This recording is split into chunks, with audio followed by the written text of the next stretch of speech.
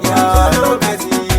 Masu tsara har da masu suka furta laifiya. Ya ilahu zan yi tuba da shi kaɗai ka yafa laifiya. Ka so ni ko ka gini laifuka tudu a kan kuwa.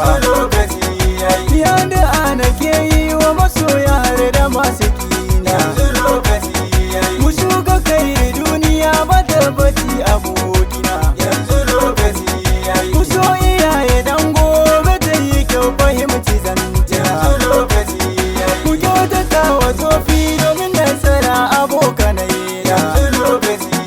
Ku soyayya da addini mu daina shan kwana ba kyau. Idan kana yi min so dan duniya ka daina ba kyau. Mai so da sha'awa ya daina yin hakan ga domin ba kyau. Ni ba ni tara matan banza hakan ku gane ba kyau. Mai kuɗi ka yo tuni na gobe za ka zama kamar gawa. Da kai da tallaka a gobe za ku tashi ne kamar kuwa. Ban biye wa gyalgyali na duniya ta rudani. Ka dubi wani yayi kuɗi da ɗaukaka abin nuni.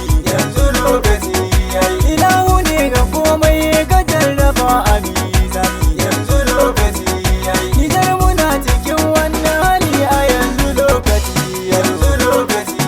wahalhalin da duk muke ta sha'ada a lokaci kishin ƙasa da kuke ta magana ba roman baka ne ba. A zuciya kishin ƙasa yake fa ba a zahiri ba.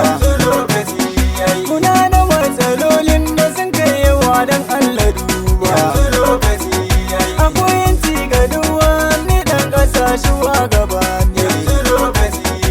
Hasada da kyashi a zuci tofa ya za a yi mu gano. Nasarar mu na tare da san junan mu don Allah mu gano. Ku tausaya wa junan mu na san junan mu komai lokaci. Ku kama hannaye mu zama ɗaya mutu na ƴan ƙasa ne.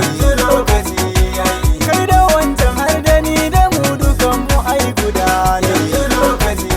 Ku samu ɗaukaka a nizar kun ga wanga arziki ne.